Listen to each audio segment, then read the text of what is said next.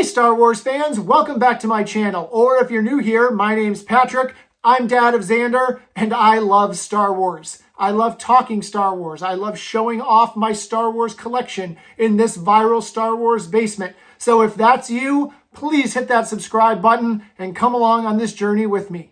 We are getting closer and closer to Season 2 of Andor. And in the meantime, I've been rewatching Season 1 for the second time and sharing all the insights I have on each episode.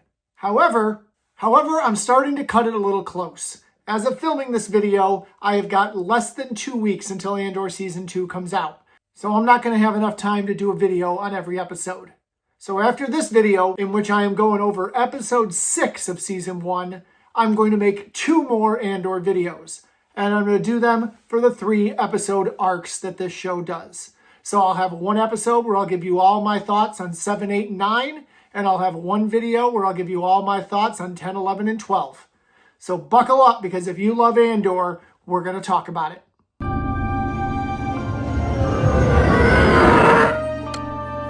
So if you've watched all of my Andor videos up until now, we're starting to see a pattern, right? We get 2 episodes with really good story and character development, followed by a 3rd episode of BAM! Action.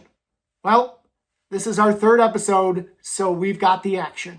And even though we've got action galore in this episode, we still get some really good character development. We see Cassian is focused and professional as we're getting ready to do this job on Aldhani. And when things fall apart, we see how good he really is in getting the job done, no matter what is happening. We see Vel continue to be that leader, but Nemik really stood out to me, because seeing his ideals, his beliefs come through in this episode, it really helped to give the mission an emotional weight for us, the viewer. And then there was the twist at the end in which Skeen's true motives are revealed, and it felt a little bit of a gut punch to me. And even Lieutenant Gorn gets a nice full circle round out of his character from the beginning of the mission to its tragic end. But as we watch this episode, we really get a sense of what the tone is going to be. And that tone is going to be sacrifice and this murky morality that is this growing rebellion. Idealism doesn't always survive in the real world. Nemik dies for what he believes in. And Skeen shows us that he never really believed at all. And we have Cassian, who is in the middle between pragmatism and principle. And that internal conflict is going to continue to define him and his character growth. And the heist itself shows us that the rebellion is paved with blood, betrayal, and loss. Visually, this episode was stunning. The eye was just gorgeous to watch on my television.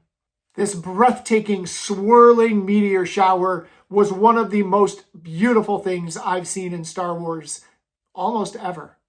And the cinematography during the escape and the heist did a really good job of continuing to show that tension, that angst of everything that is happening. And in this episode, we see more of how the Empire is oppressing its people. They don't really care about the Aldhani culture and the Aldhani rituals. And this is something we're seeing more and more in this era. More of the Empire dismissing, disrespecting its people. And while the episode wasn't full of Easter eggs, I did catch a mention of Kessel at one point, which is always a fun nod to remind us that we are a part of a greater Star Wars universe.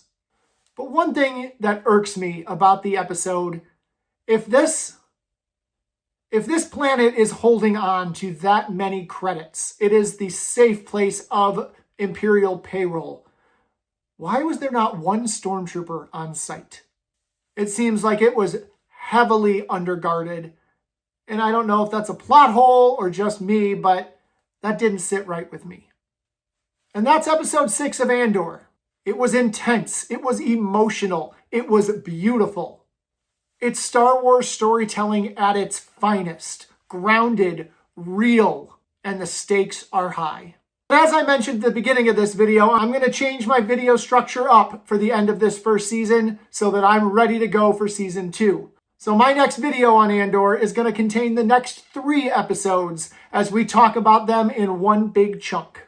But let me know down in the comments what you thought of this episode. And if you liked this breakdown or just like Star Wars in general, please hit that subscribe button so you don't miss a Star Wars video. Thanks for watching, and may the Force be with you.